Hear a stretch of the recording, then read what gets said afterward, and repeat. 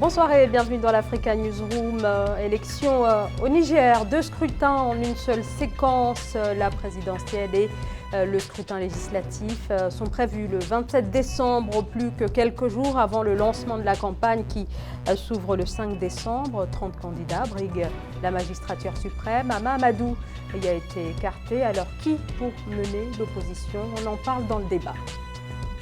Le dépouillement est toujours en cours au Burkina Faso. Les opposants au président Roch Marc Christian Kaboré crient à la fraude lors des élections présidentielles et législatives de dimanche. Le gouvernement burkinabé a mis en garde mardi contre toute dérive. Une mission tripartite de la CEDEAO, de l'ONU et de l'Union africaine a rencontré mardi des membres de l'opposition et les partis de la majorité présidentielle. En 2016, le Rwanda multipliait par 12 les taxes sur les importations des vêtements d'occasion dans le but de les exclure progressivement du marché. Près de 4 ans après, la mesure semble marcher. Le marché national est en plein développement. C'est notre focus de ce soir et c'est à suivre dans la troisième partie de cette émission. Et pour décrypter ces actualités, avec nous ce soir, Emmanuel Dupuis, bonsoir. Bonsoir. Bonsoir, vous êtes président de l'Institut Prospective et Sécurité en Europe. Oumar Diop est également avec nous, bonsoir. Bonsoir Zahra. Bonsoir, vous êtes consultant en finance. Merci à tous les deux d'avoir accepté notre invitation. Et tout de suite, le débat.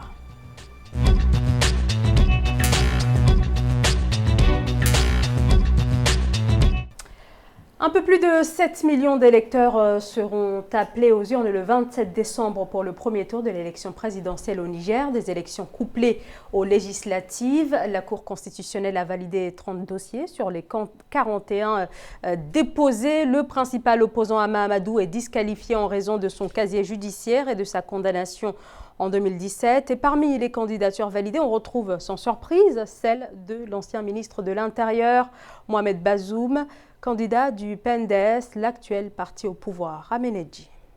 Le 27 décembre 2020, le Niger passera à une autre étape de son histoire politique. Au total, 41 candidatures ont été déposées au ministère de l'Intérieur pour l'élection présidentielle. Un scrutin qui s'annonce dans un climat plus ou moins conflictuel, eu égard à la situation sécuritaire préoccupante dans le Sahel depuis 2015. Quand on fait un monitoring un peu de cette campagne-là, on comprend que les candidats tiennent un discours qui se rapporte à la question de la sécurité. Premièrement, c'est que je ne suis pas assez sûr qu'à l'aune un peu de ces discours-là, qu'il soit aussi facile de résoudre ce problème sécuritaire, parce qu'il date quand même de longtemps. La question sécuritaire a impacté l'enrôlement dans beaucoup de zones. Entre défis sécuritaires et présidentiels à venir, le Niger continue de subir les assauts de groupes islamistes basés sur des violences, malgré l'avancée de la coopération régionale du G5 Sahel pour la sécurité. Grâce à une politique de défense active menée par les États membres, l'objectif de restaurer la paix semble loin d'être atteint.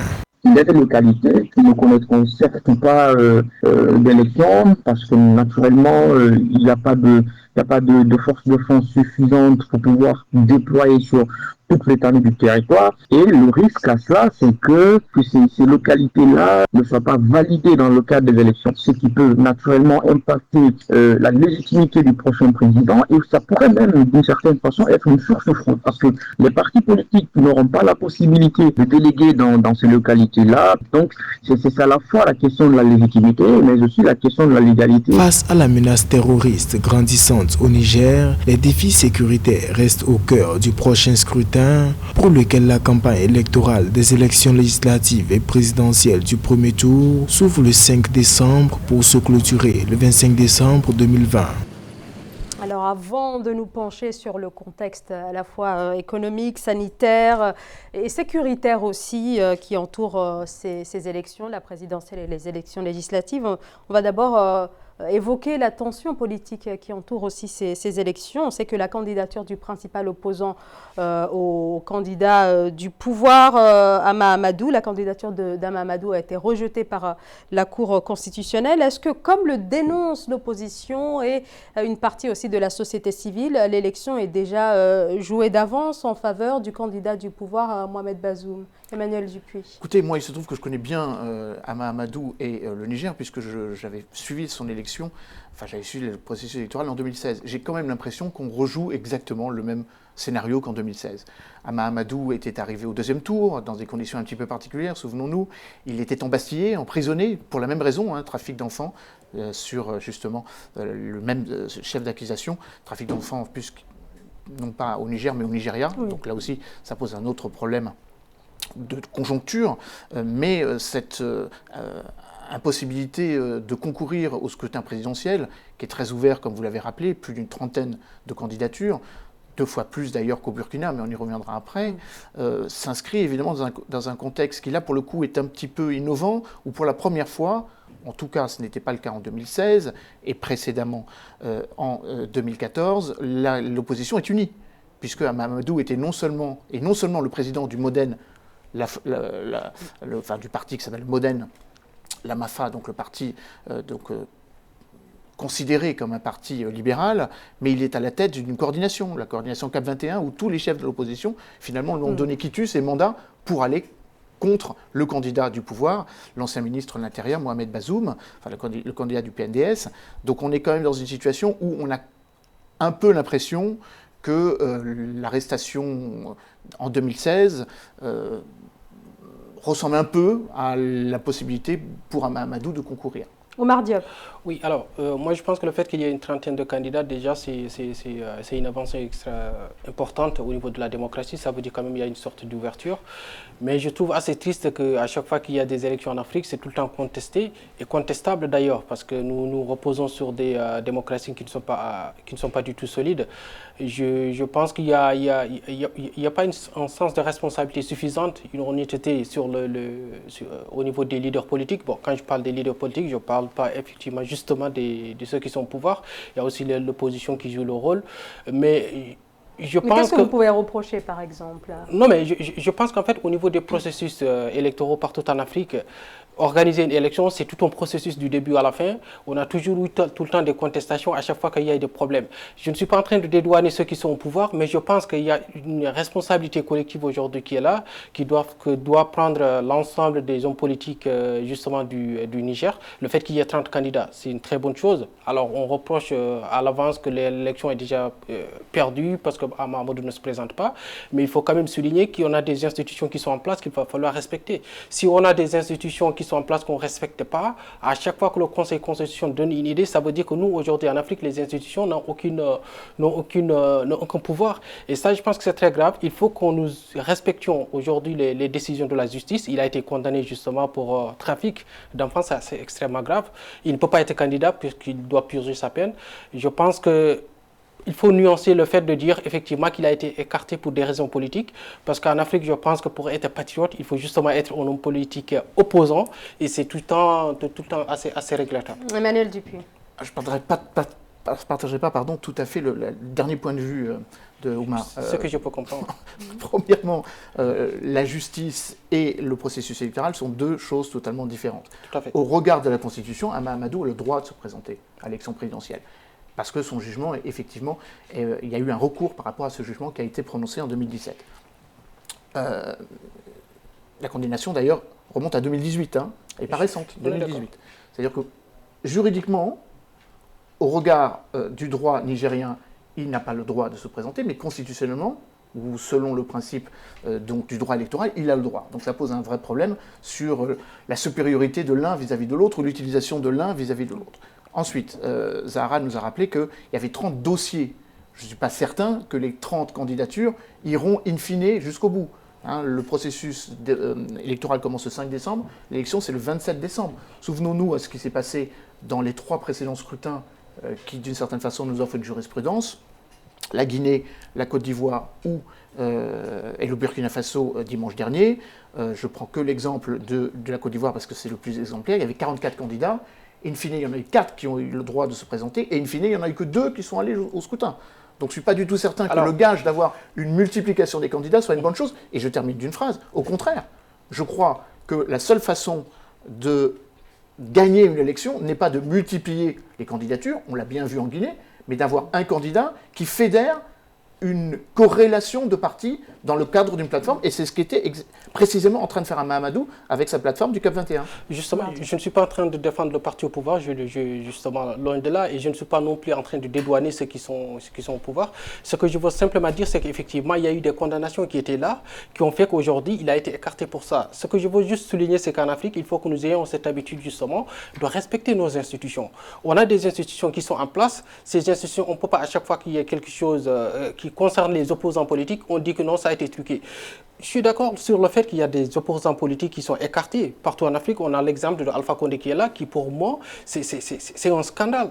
Donc, et sous le silence justement de la communauté internationale. Donc, moi, je pense qu'il y a aujourd'hui des avancées au niveau du Niger, qu'il va falloir saluer. Le fait qu'il y ait une ouverture au niveau des candidatures de 30 candidats, c'est quelque chose qui est très important. Ce n'est pas parce que juste un seul candidat de l'opposition est écarté qu'il faut qu'il y ait scandale avant même que l'élection soit jouée. Alors, quelle est la marge de manœuvre maintenant pour Mahamadou? On sait que la campagne s'ouvre le 5, va se terminer... il entend bien, encore une fois, je ne suis pas moi-même le porte-parole du Modène. Vous avez quand même rappelé que vous le connaissez très bien. Donc. Oui, je n'en reviens pas. Encore une fois, je précise bien que je ne suis ni le porte-parole du PNDS, ni le porte-parole du Modène. Néanmoins, sa marge de manœuvre, elle est sans doute aussi fragile que l'ensemble des autres candidats. On est dans un contexte très particulier.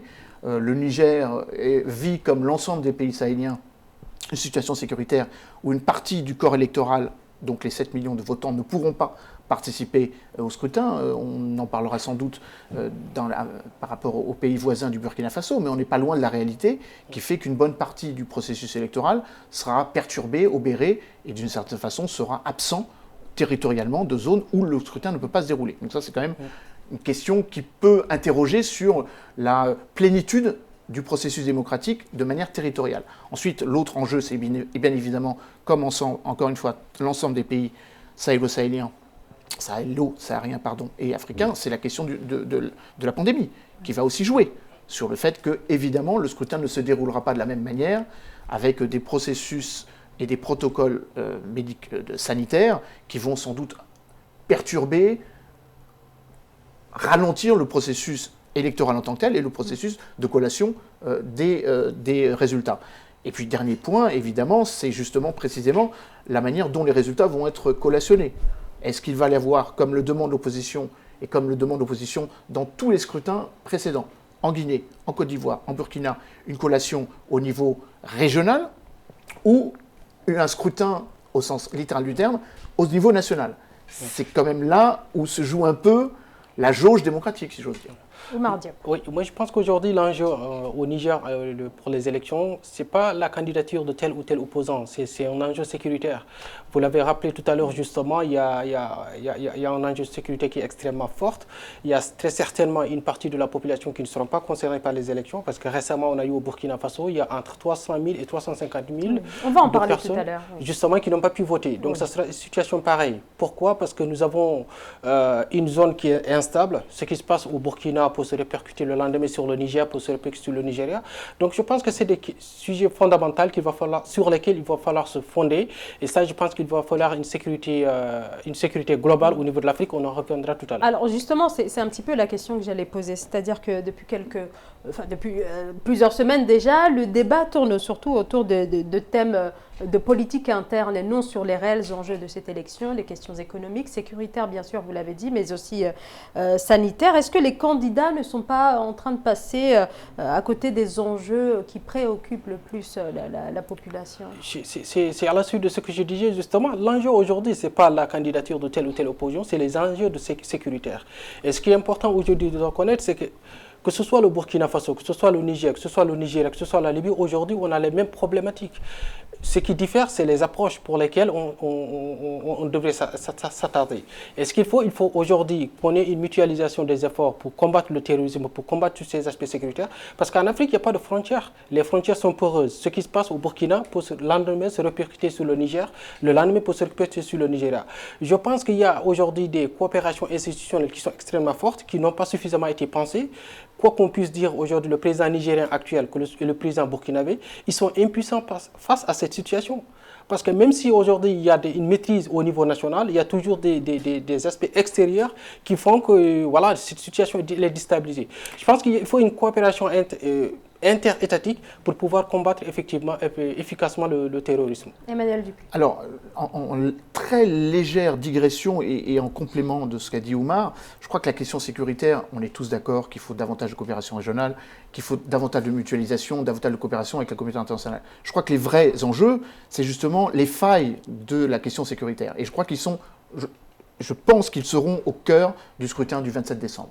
Premièrement, la question de la corruption. La sécurité a amené un nouvel agenda, ou l'obligation, d'assumer la sécurité par rapport aux groupes armés terroristes, a amené une extrapolation de la question de la corruption. Notamment les 120 millions d'euros, ou de dollars, que l'ONU accuse les forces armées nigériennes d'avoir touché de la défense, oui. Par rapport justement à l'implication de la communauté internationale et notamment de l'Union européenne sur cette question. Il faut quand même rappeler que la question sécuritaire est au cœur du processus politique car elle phagocyte près de 17% du PIB du pays. C'est pas, il y a pire entre guillemets. Comment elle a réglé cette question sécuritaire? Moi, je pense qu'il faut justement une coopération entre tous les États qui sont concernés. On est d'accord, mais je dis que malheureusement, la gestion par ce gouvernement, par le président Issoufou, a montré que sur cette question, il y avait sans doute des doléances politiques ou des demandes légitimes de la part des opposants ou des citoyens nigérians qui se posent la question de savoir si on n'aurait pas mieux utilisé cet argent et pourquoi cet argent est allé dans les mauvaises caisses ou dans les mauvaises mains. Ça, c'est le premier point, la question de la corruption. Et puis après, il y a un autre problème, c'est effectivement, encore une fois, je le dis sans aucune polémique, les failles du système sécuritaire, où l'on voit bien, comme l'ONU l'a rappelé lors de son rapport trimestriel, le dernier étant daté de septembre, qu'il y a aussi des exactions du côté des forces armées. Et ça aussi, ça obère l'importance ou la légitimité d'assumer la sécurité de manière homogène, dans le pays. Il y a évidemment la lutte contre le terrorisme, ça n'excuse pas tout. Et donc il y a aussi cette doléance-là où parfois l'État est un petit peu pris à son propre l'État. L'actuel gouvernement sera un petit peu obligé de rendre des comptes sur les exactions des forces armées que dénoncent les ONG ou qu'a récemment dénoncé l'ONU. Oui, très rapidement, Oumar Diab. Oui, la réalité aujourd'hui, c'est qu'il y a des problèmes sécuritaires dans toute cette région, dans la région qu'on a tracée comme G5 Sahel. Et moi, je pense qu'il faut sortir aujourd'hui de cette hypocrisie. Il va falloir une coopération entre tous ces États-là. Ce que je dis, c'est que ce qui se passe au Burkina peut se répercuter le lendemain sur le Niger. Parce qu'entre le Burkina et le Niger, il n'y a pratiquement pas de frontières. Ce qui existe, c'est des déserts, c'est des frontières poreuses. Je pense qu'il y a une approche globale. Il y a aujourd'hui des mécanismes qui ont été mis en place, par exemple par la CEDEAO, par l'UEMOA. On a une commission sur la paix et la sécurité, mais ils sont divisés, chacun travaille de son côté. Ce qui se passe aujourd'hui en France, on peut arrêter un terroriste pour commettre des attentats à Paris, et le lendemain, il est arrêté en Belgique ou en Allemagne, parce qu'il y a une coopération entre ces États, il y a des partages d'informations. Ce qui n'est pas le cas au Niger.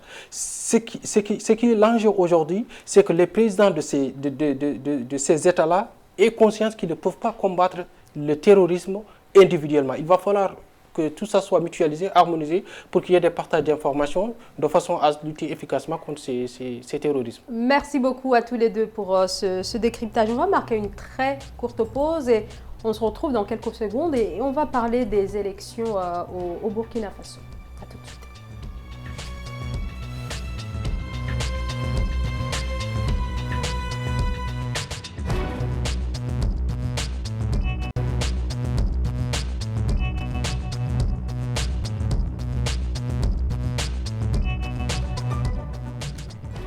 De retour dans l'Africa Newsroom, Emmanuel Dupuy, président de l'Institut Prospective et Sécurité en Europe, Oumar Diop, consultant en finance, sont toujours avec nous. Place au grand angle.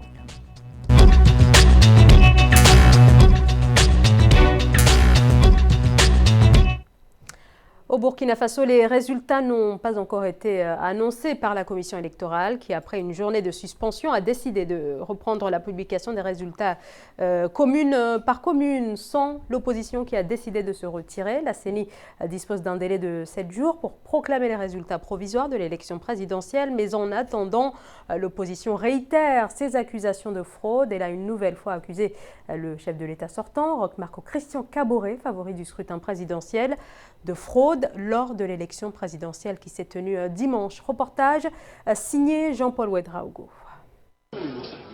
Au Burkina Faso, la conférence des candidats signataires de l'accord politique de l'opposition ont dénoncé ce lundi 23 novembre des manquements graves dans l'organisation et le déroulement du double scrutin de dimanche.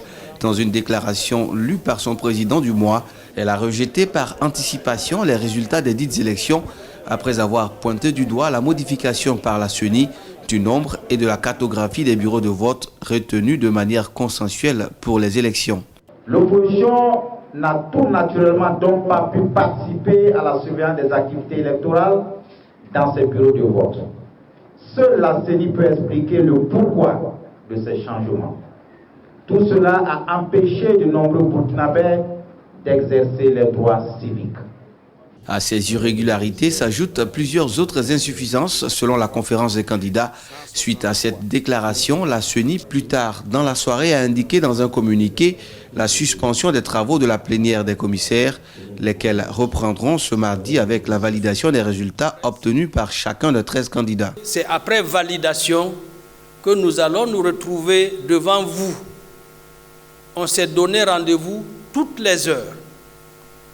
On va donc compiler pendant 1 heure un quantum de communes. Donc, vous allez nous voir devant ce pupitre-là toutes les heures jusqu'à la proclamation définitive des résultats. Rappelons que 6,5 millions d'électeurs, dont 23 108 de la diaspora, étaient appelés aux urnes dans le cadre de ces élections. Si dans l'ensemble, le scrutin, selon des observateurs, s'est déroulé dans le calme, notons que 1300 bureaux de vote sur 21 000 annoncés n'ont pu ouvrir à l'intérieur du pays du fait de la situation sécuritaire difficile. Alors pour le moment, la commission électorale n'a donné les résultats que de environ 80 communes sur 366, donc encore beaucoup de travail et sans doute encore quelques jours d'attente pour les Burkinabés. Alors en tout cas, concernant ces accusations de fraude dénoncées par l'opposition, parmi les griefs cités, on a la non-ouverture ou l'ouverture tardive de certains bureaux de vote, le transport aussi non sécurisé des urnes, le manque de matériel ou encore de personnel. Voilà, c'est un petit peu la liste des accusations formulées par l'opposition. Oumar Diop, étant donné le contexte là encore qui entoure ces élections, il fallait s'attendre à ce scénario qui finalement met directement en cause la crédibilité du scrutin. Oui, je pense que c'est pas du tout surprenant. C'est les mêmes cirques chaque année, les élections en Afrique. Mais cette fois-ci, bon, on s'y attendait parce que le pays quand même rencontre des crises sécuritaires qui sont majeures. On s'attendait à ce que les élections ne puissent pas se tenir dans la partie nord du pays. Et d'ailleurs, il y a 300 000 à 350 000 personnes, électeurs, qui n'ont pas pu voter en raison justement de la crise sécuritaire. Je pense que tout ça, c'est un manque c'est le fait qu'on n'a pas assez tiré des leçons du passé. Vous savez, quand il y a eu les attentats de 2015 au Burkina Faso, 2017 plutôt, quand les terroristes ont attaqué des militaires, ils avaient l'information, ils ont coordonné, ils ont attaqué les militaires à un endroit précis. Ça veut dire quoi? Ça veut dire que les terroristes eux-mêmes, l'information circule entre eux. Ils avaient des informations. Mais c'est totalement différent entre les États qui sont affectés par ces situations-là. Si par exemple, on a des mouvements terroristes au Nigeria, les mêmes au Niger, les mêmes au Burkina Faso, mais qu'il n'y a pas de partage d'informations, ça pose problème. Moi, je pense que, je l'ai dit tout à l'heure, et je le répète aussi parce que ça me paraît extrêmement important, il va falloir qu'il y ait une coopération institutionnelle pour combattre le terrorisme. Le Burkina Faso aujourd'hui dit qu'ils rencontrent des problèmes de terrorisme, ce n'est pas juste le problème du Burkina, c'est aussi le problème du Niger, c'est aussi le problème du Nigeria. Et je pense que toutes ces choses-là doivent être prises avec responsabilité au niveau des leaders politiques qui, à chaque élection, continuent de tripatouiller les élections. Parce que là, ce qu'on est assez en train de dire, c'est qu'il y a le code électoral qui a été modifié au dernier moment. Ça pose problème. Parce que les crises politiques qu'on vient, ils naissent justement des crises électorales. C'est les crises électorales qui font qu'il y ait des crises politiques. Et ces crises politiques, justement, se répercutent sur des crises économiques. Et le fait qu'il y ait des crises économiques, ça donne des terreaux fertiles au terrorisme parce que les terroristes, ils ont toujours profité des désordres. Que ce soit des désordres économiques, c'est des trafics, c'est des contrebandes, que ce soit des désordres politiques, c'est pour développer leur idéologie. Je pense qu'il y a une responsabilité collective à prendre au niveau de chaque pays, que ce soit les leaders politiques, ceux qui sont au pouvoir et les opposants, et également pour que les chefs d'État prennent conscience qu'on ne peut pas avancer et vaincre le terrorisme dans la division. Il va falloir mutualiser les efforts dans ce cas-là. Emmanuel Dupuy, alors un contexte quand même assez grave avec ces accusations de l'opposition. Zéphirin Diabré, le chef de file, pardonnez-moi, de l'opposition, dénonce des fraudes massives. Alors, quand même, peu de réactions finalement du côté du gouvernement qui alerte simplement l'opposition. Alors, que peut faire, par exemple, la CEDEAO, l'Union africaine et les Nations unies qui ont mené un petit peu un dialogue Là, vous avez raison de mentionner le fait que la CEDEAO a donné un satisfecit par rapport à ces élections. C'est un élément assez important, même si on peut récuser la CEDEAO sur d'autres processus électoraux. Je pense notamment de nouveau à la Guinée. Mais je crois qu'il y a un facteur important, et je veux rebondir par rapport à ce qu'a dit Oumar et répondre à votre question. Je crois que le président Roch-Marc Christian Kaboré et son parti du PDM avaient l'envie, d'une certaine façon, parce qu'un sondage le précisait, mentionnant le fait que la question sécuritaire, là pour le coup, est centrale, axiale. Vous avez rappelé que 17% du territoire échappe contrôle administratif de l'État, 5% des électeurs en moins, vous avez mentionné les chiffres, etc. Mais il y a un élément important, c'est que les Burkinabés voient dans le président Kaboré quelqu'un qui a lutté efficacement contre le terrorisme, encore une fois, peut-être davantage que les Nigériens le voient par rapport au président Issoufou. Je termine juste mon propos. Et donc, je pense que l'opposition dénonce à juste titre, il y a une double opposition, l'opposition ancienne, celle du président Compaoré avec Edi Kambouaro et le CDP qui renaît un peu de ses cendres, qui n'existait pas de la même manière en 2015, qui là est devenue la vraie opposition, puis l'ancienne opposition, celle de Zéphirin Diabré, et son parti de l'Union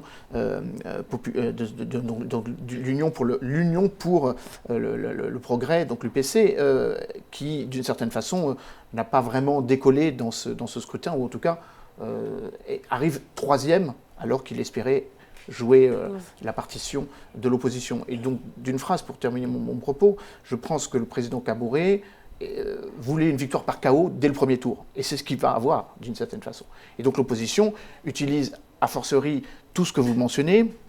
Je rajoute aussi qu'il y a un autre grief, la fermeture anticipée des bureaux de vote, notamment à Ouagadougou, permettant évidemment de limiter le vote là où les votants du PDM ont été les plus nombreux, c'est-à-dire dans les villes.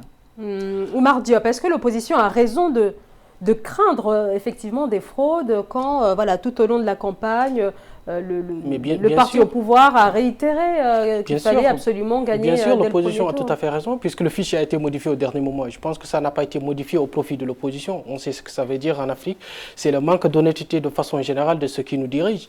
Et en même temps aussi, il faut parler de la crise sanitaire, de crise justement sécuritaire qui est là. Même si Kaboré, on peut lui attribuer un bilan économique qui est même relativement acceptable au niveau de la sécurité, je ne pense pas du tout que ça soit satisfaisant. Ça rejoint ce que je disais tout à l'heure, c'est au niveau des mouvements terroristes qui sont à l'intérieur des intracommunautaires et à l'extérieur. Tout ça, vous avez mentionné tout à l'heure la CEDEAO. Donc, la CEDEAO, c'est extrêmement bizarre avec tout ce qui se passe en Guinée. Et la communauté internationale qui a été muette. Et pourtant, quand on intervenait en Libye, ce que nous essaie de dire, c'est que Kadhafi a menacé de tuer des Libyens. Donc là, il faut intervenir tout de suite. Mais sauf que Alpha Condé, il l'a fait. C'est pendant tout le processus électoral, il y a des Guinéens qui sont morts. La communauté internationale n'a pas du tout bougé. Sauf par exemple Jean-Luc Mélenchon, l'actuel candidat à l'élection présidentielle. En Guinée, c'est pas le seul. Oui, mais il n'est pas le seul. Mais bon, globalement, la communauté internationale se qu'on attend d'elle, elle n'a pas fait. Et moi, la question que je me pose, qu'est-ce que le peuple libyen a de plus pour être défendu que le peuple guinéen? Pourquoi est-ce qu'il faut intervenir en Libye? Il ne faut pas intervenir en Guinée. Et la même chose quand on intervient en Libye, il y a en Birmanie. Il y a des peuples qui ont été massacrés là-bas. Donc ça doit nous tirer de leçons.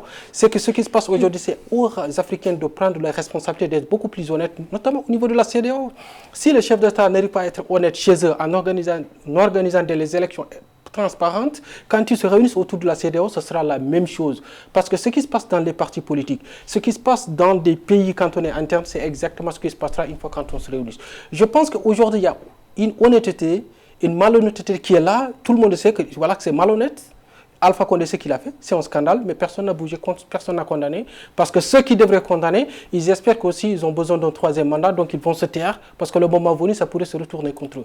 Donc c'est tout à fait un problème. L'opposition est dans son rôle. Emmanuel Dupuy. Alors on n'est pas tout à fait dans le même cas au Burkina Faso, puisque le président Kaboré n'en est pas à son troisième mandat, mais bien à son deuxième mandat. Donc il a tout à fait droit. Je ne crois pas qu'on puisse comparer. De la même manière, la vraie question, c'est pas tant le fait que la population du Burkina est massacrée par le pouvoir. Non, moi je ne parle pas du Burkina, je parle de la Guinée. Non, mais vous faisiez la jonction en disant pourquoi la communauté internationale se mobilise sur la Libye et pas en Guinée, et donne l'impression qu'elle aurait dû se mobiliser au Burkina. Pas tout à fait la même chose. Non, c'est pas ce que j'ai dit. C'est moi qui ai mal compris. C'est pas ce que j'ai dit. Alors justement, pour étayer un petit peu mon propos, je crois je suis d'accord avec l'idée que, de nouveau comme au Niger, chaque président fait face à ce besoin de coopération, mais il y a quand même là, sur le cas burkinabé, une petite particularité.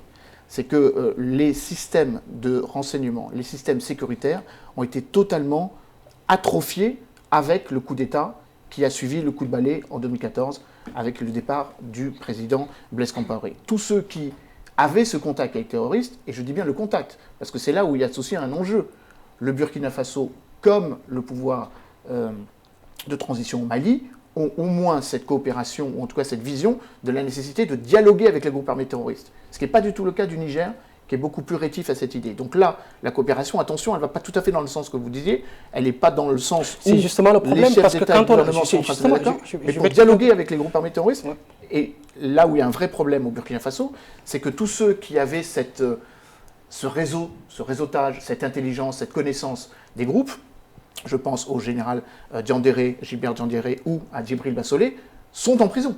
Donc d'une certaine façon, le président Kaboré se trouve face d'une certaine façon à un vrai paradoxe. La population veut que la situation sécuritaire se résolve. Il faut quand même rappeler les chiffres. Hein. Il y a eu 1900 personnes qui sont mortes depuis le début de l'année. Évidemment, corrélées avec la crise de la pandémie, puis corrélées avec une autre crise qu'on oublie. Évidemment, les 2 millions de personnes déplacées dans le Sahel, dont 1 million viennent du Burkina Faso, mais surtout la question alimentaire. Hein, on viendrait presque à l'oublier, alors que le prix Nobel a été attribué au programme alimentaire, précisément parce qu'il alerte, depuis quelques mois déjà, sur la situation de détresse alimentaire particulièrement prégnante, 2 millions de personnes au Burkina Faso. Donc tous ces enjeux dépassent, et je suis d'accord avec vous, le simple exercice du pouvoir dans un cadre national, mais à un moment ou à un autre, il est normal que les Burkinabés demandent des comptes à leur président par rapport à toutes ces questions. Alors, je vais juste vous reprendre justement sur la différence des approches. C'est justement ça le problème. Parce que vous avez dit que l'approche n'est pas la même selon qu'on est au Burkina, selon qu'on est au Niger. Je pense que c'est ça justement le problème. Quand on a des mêmes problématiques, on a partout les mêmes problématiques sécuritaires, mais les approches sont différentes. On a une commission de paix, la sécurité à l'UMA, on a la même chose à la CEDEAO, on a ceci, G5 Sahel. Il y a beaucoup trop d'organisations qui s'occupent du terrorisme et qui ne parlent pas entre eux. Et moi, je suis convaincu que c'est le problème. Vous savez ce qui se passe au Nigeria, moi je le répète, je pense que ça sera la 3e fois de l'émission, ça peut se répercuter sur le Niger, ça peut se répercuter sur le Burkina, il faut que ces gens-là parlent le même langage, qu'il y ait des partages d'informations. Et justement, vous avez abordé tout à l'heure au niveau de l'aspect économique. Ce qu'on avait prédit, la crise sanitaire, Dieu merci, je touche du bois, l'Afrique a été globalement épargnée. Quand on met le Maroc, l'Afrique du Sud à côté, globalement, je pense que l'Afrique a été épargnée, donc le désastre sanitaire n'a pas eu lieu. Par contre, le désastre économique, il est important. C'est pour cela aussi que l'Afrique doit se réinventer. Et on a été beaucoup trop dépendants. nous dépendons de tout, que ce soit sur l'aspect sanitaire, que ce soit sur l'aspect politique, que ce soit sur l'aspect économique, parce que nous avons des zones de non-droit. Et il a toujours été démontré que les questions de terrorisme et les questions économiques sont toujours liées, parce que c'est les plus pauvres qui basculent toujours dans le terrorisme. Je pense qu'il va falloir aujourd'hui que nous nous réinventions, que nous essayions de lutter contre les zones de non-droit, où il n'y a pas de policiers, il n'y a pas de gendarmes, il n'y a rien, l'État n'est pas présent. Dans ces zones-là, tant qu'on continue à avoir des États défaillants, où il y a des porosités de nos frontières partout, ça sera extrêmement difficile, que ce soit le Niger, que ce soit le Nigeria, que ce soit le Burkina, de lutter contre le terrorisme. Il va falloir une compilation de toutes ces organisations-là pour ensemble avoir un destin commun. Je suis d'accord avec cela, bien sûr, hein, mais je suis quand même un peu perplexe dans l'idée que les groupes armés terroristes sont les mêmes. Les groupes armés terroristes ont des... Ils ont les mêmes objectifs. Pas tout à fait. Et ils coordonnent entre eux. Tout à fait. Ils ont des racines. Quand ils ont attaqué les militaires en 2017 au Burkina Faso, il y a eu une coordination extrêmement sophistiquée des terroristes qui ont attaqué les militaires à un moment donné. S'ils n'avaient pas l'information, ils n'auraient pas pu le faire. Est-ce que cette coordination qui existe entre les groupes terroristes, il existe au sein des hommes d'État africains? Je ne pense absolument pas. Et c'est justement le problème. Alors je précise mon propos. Il y a une sociologie aussi complexe des groupes armés terroristes qu'il y a une sociologie aussi complexe des groupes ou des organisations qui les combattent. Le commissaire paix et sécurité de l'Union africaine, Smail Chergui, dans un article qui a fait grand bruit il y a de ça 2 semaines, évoquait le fait qu'il y a effectivement trop de programmes. Il y a 17 programmes qui sont chargés de la paix, de la stabilisation et de la sécurité. Donc il y en a beaucoup trop. Enfin, je suis, encore une fois, pas tout à fait d'accord dans l'idée qu'il y a une seule sociologie des terroristes. Il y a aussi des terroristes qui ont des doléances et des récriminations qui sont plus localisées.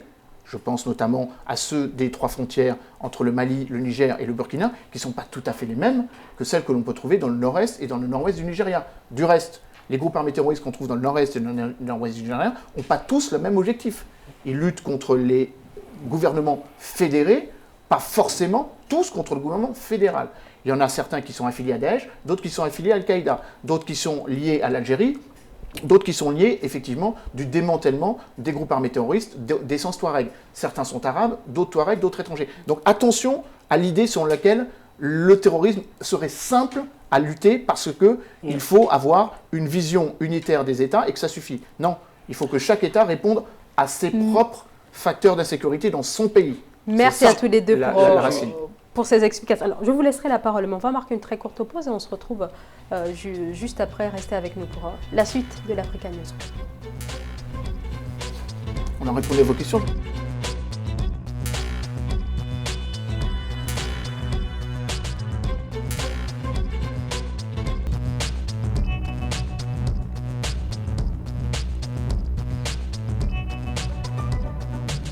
Merci de nous rejoindre pour cette dernière partie de l'Africa Newsroom. Nous sommes toujours en compagnie d'Emmanuel Dupuis, président de l'Institut Prospective et Sécurité en Europe, Oumar Diop, consultant en finance. Merci à tous les deux d'être restés sur ce plateau.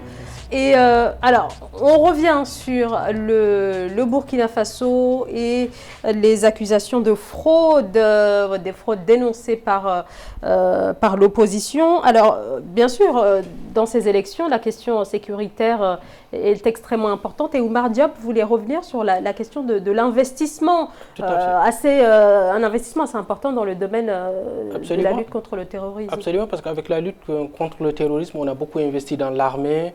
Il y a beaucoup d'opérations, que ce soit Barkhane. On a beaucoup investi dans l'armée pour pouvoir combattre le terrorisme. Sauf que l'histoire nous montre que partout où on a essayé de combattre le terrorisme par l'armée, ça n'a pas marché. On a davantage créé de chaos. On a le cas libyen, on a le cas de l'Irak. Je pense qu'aujourd'hui, le combat pour l'Afrique, c'est un combat économique, un combat social. Parce qu'il va falloir qu'on dépense davantage dans l'économie pour qu'on luttions contre les zones de non-droit. Parce que une armée peut détruire une maison, une armée peut détruire tout un pays, mais une armée ne peut pas détruire une idéologie. Quelqu'un qui sent que lui, il doit faire le djihad, il doit mourir coûte que coûte, on ne peut pas combattre cette personne-là par l'armée. Il y a aujourd'hui dans le monde 1,5 milliard musulmans, 450 millions en Afrique de musulmans, et les terroristes qui ont ces idéologies ne représentent pas 1% de la population musulmane. Les musulmans sont les premiers touchés, et je pense que ce qu'il faut davantage, c'est l'enseignement islamique, intégrer l'enseignement islamique dès le début, pour que les jeunes comprennent que l'islam c'est la paix.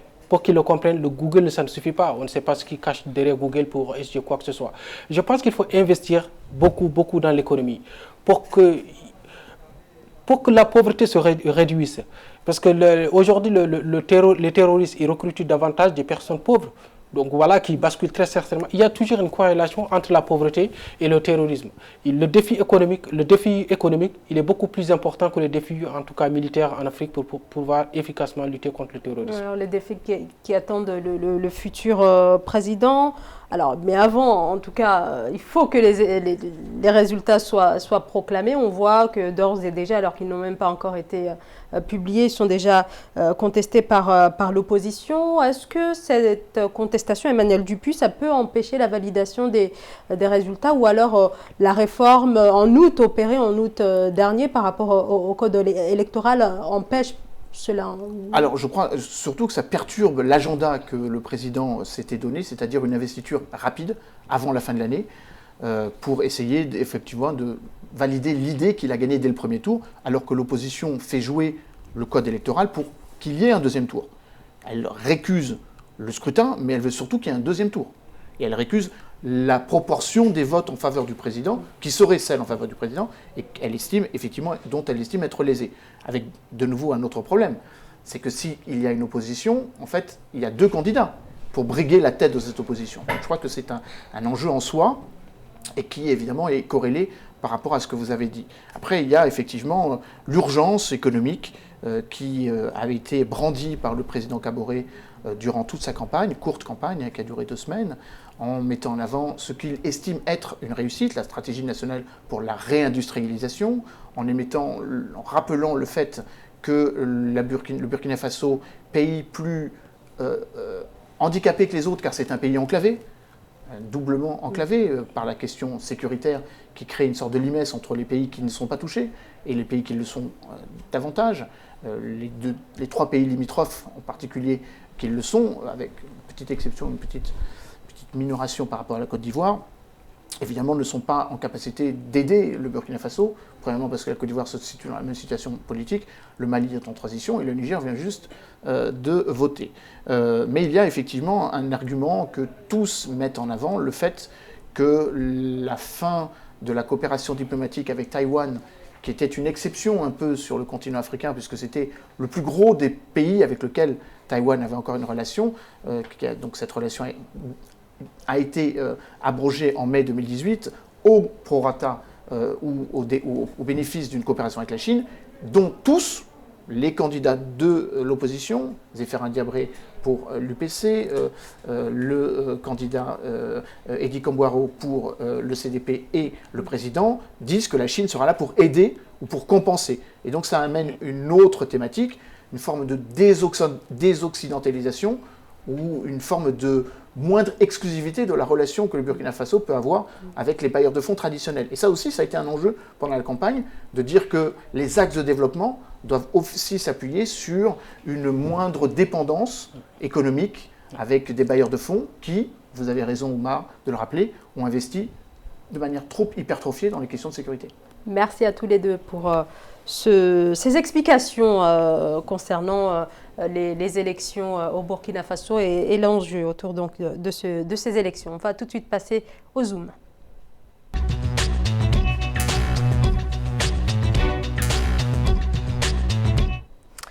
Le textile Made in Rwanda, après la suspension des avantages commerciaux relatifs aux exportations de vêtements vers les États-Unis, le Rwanda est en passe de renforcer son industrie. Les exportations ont atteint un niveau record en 2020.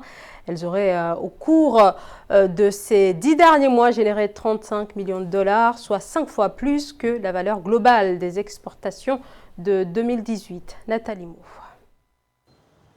Au moment où l'accès du Rwanda au marché des vêtements de l'African Growth and Opportunity Act, AGOA, a été suspendu, le secteur textile du pays enregistre des performances encourageantes. En 2020, les exportations de vêtements du Rwanda ont atteint 83% pour une valeur marchande de 34,6 millions de dollars.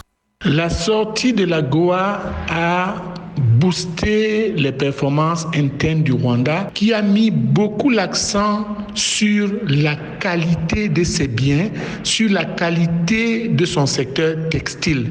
Et heureusement pour le Rwanda, les grands acheteurs de produits textiles dans le monde, surtout en Afrique, ce n'est pas les États-Unis. Le marché du textile rwandais ne s'est pas uniquement bien porté à l'extérieur. La demande a aussi augmenté de 10 à 20% sur le plan local entre 2018 et 2020. Notons que le secteur textile du Rwanda produit principalement des t-shirts, de la soie brute et des tissus tissés. Les Rwandais ont fait beaucoup d'efforts dans les besoins du marché. La consommation locale étant très forte au Rwanda, ça a diminué l'importation des textiles usagés.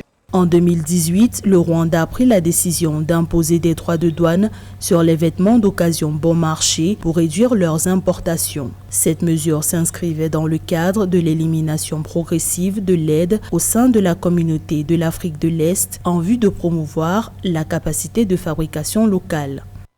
Le Rwanda qui tente donc de renforcer son industrie du textile. Oumar Diop, les résultats sont là ou alors il faut un petit peu nuancer les choses? Je pense que le Rwanda est l'un des rares pays africains à avoir quasiment tous les voyants au vert. Donc je pense que c'est, même s'il faut nuancer, et je ne pense pas non plus que ce soit lié exactement à la sortie de l'AGOA en 2018. Vous savez que le président Paul Kagame a quand même depuis un certain nombre d'années lancé des réformes économiques qui sont majeures, donc qui a fait qu'aujourd'hui certains secteurs comme le textile sont vus en tout cas booster leur économie.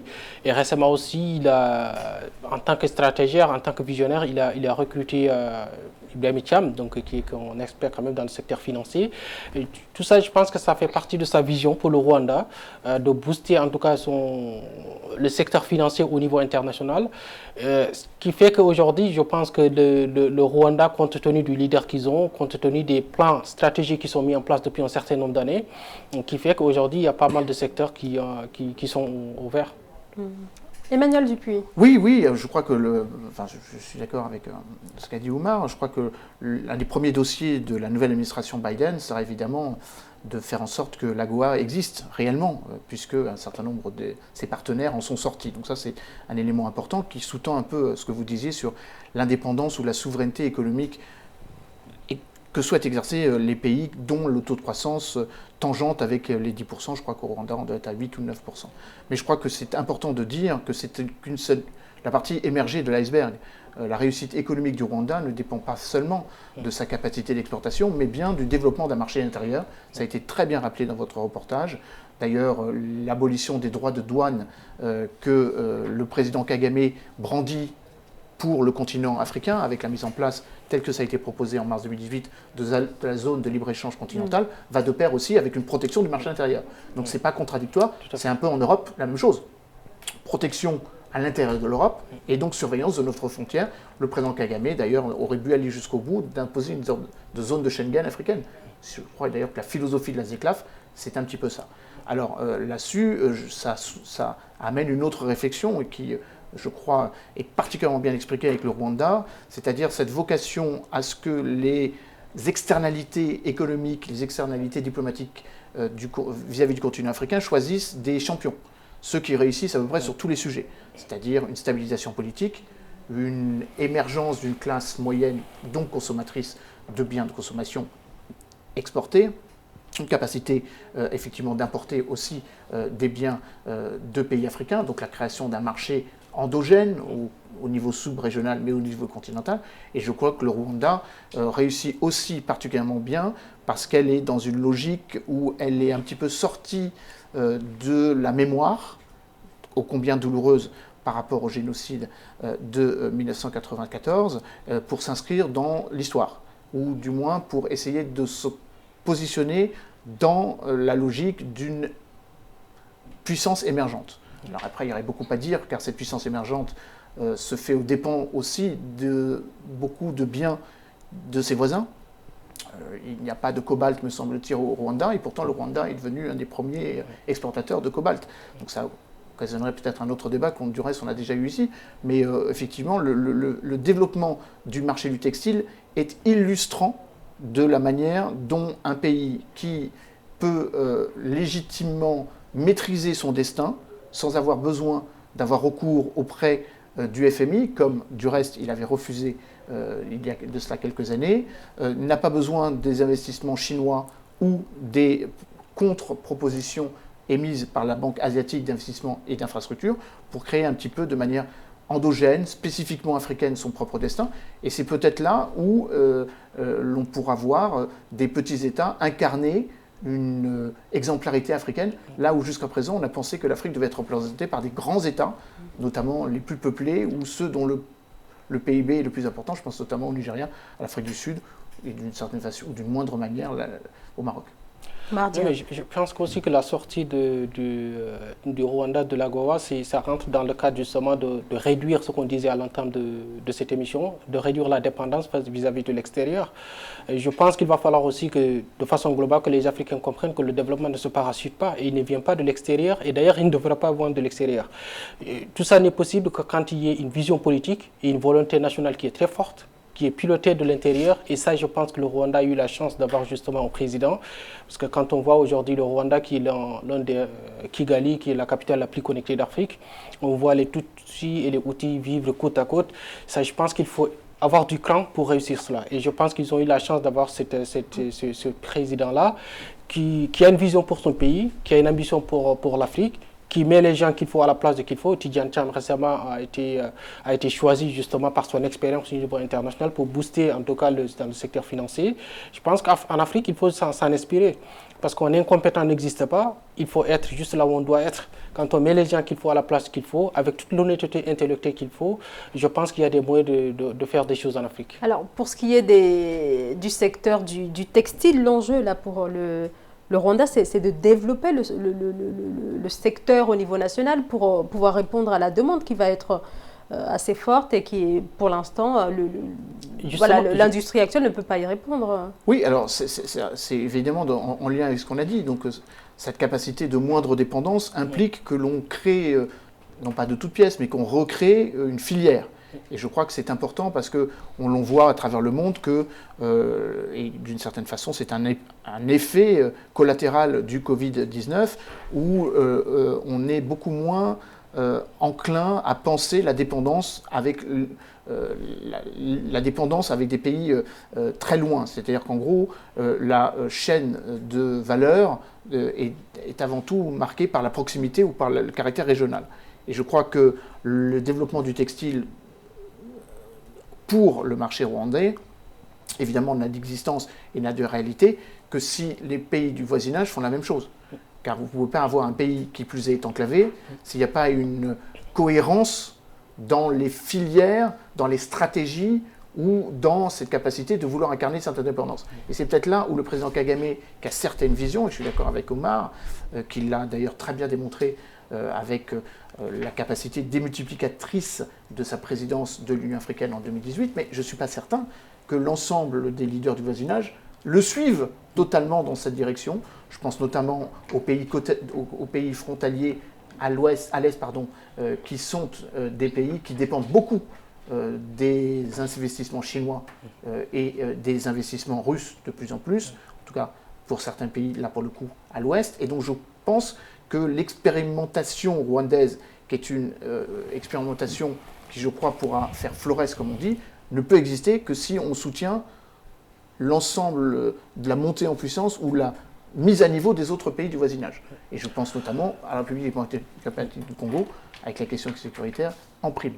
Oui, alors le Rwanda, c'est un modèle, ça ce n'est plus discutable. C'est pour ça que je disais qu'après la période post-Covid, il va falloir que les pays africains se réinventent, qu'on se dise qu'on a une nouvelle chance à saisir et qu'on essaie de commercer ensemble, qu'il y ait par exemple des zones de libre-échange, qu'on ait des pôles régionaux de développement. On a le Maroc qui essaie de le faire, qui exporte à l'extérieur, qui le fait un peu partout en Afrique, que les autres pays aussi doivent le réinventer parce qu'on est beaucoup trop dépendants sur le marché international. Ceux sur qui nous dépendons, s'ils rencontrent des problèmes, ça veut dire que nous aussi on a des problèmes. On a vu sur la crise sanitaire, on dépend de tout. que ce soit sur le côté sécuritaire, que ce soit sur la santé, que ce soit sur l'économie, l'Afrique ne peut pas dépendre de tout. Je pense que ce que Kagame essaie de faire, c'est vraiment de réduire fortement cette dépendance vis-à-vis de l'extérieur, de développer le textile au niveau national, de laisser de créer des connexions avec les pays voisins. Sauf aussi, il faut ce qui se passe au Rwanda, qu'on essaie de le faire aussi dans les autres pays. Parce que moi, je pense qu'on a un destin commun et je ne vois pas, par exemple, un Sénégal émergent si la Guinée sombre dans la crise ou si la Gambie, etc. On a un destin commun. Chacun au niveau de son pays devra mener des réformes avec l'honnêteté intellectuelle qu'il faut pour qu'ensemble, qu'on essaie de surmonter cette crise. Merci. C'est la fin de cette émission. Merci à tous les deux. Merci à vous, Oumar Diop. Je rappelle que vous êtes consultant en finance. Merci à vous également, Emmanuel Dupuis. Je rappelle que vous êtes le président de l'Institut Prospective et Sécurité en Europe. Et merci à vous, bien sûr, de nous avoir suivis. On se retrouve demain. Très bonne soirée.